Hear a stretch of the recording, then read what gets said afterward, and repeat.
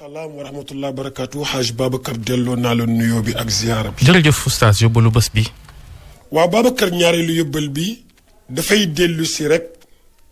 ci li ma doon wax démb ni ñuy kare xale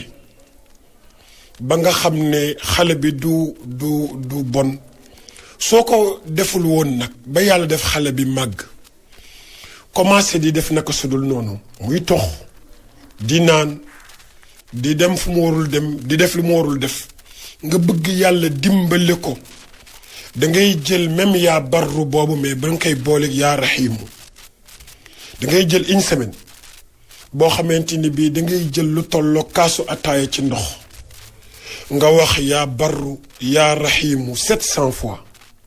bis bu nekk yaa barru yaa raxiim ba muy 700 nga ëf ko ci ndox mi jox ko kooku nga xam ne moo commencé di def naka sudul noonu muy tox wala muy naan sàngara wala muy def lu xaraam nga jox ko mu naan ko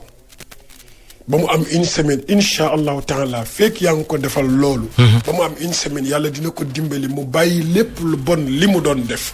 ba noppi di def lu baax tuub gu sell. di jaamu boromam di liggéey pour boppam ak réewam Hadj Babacar.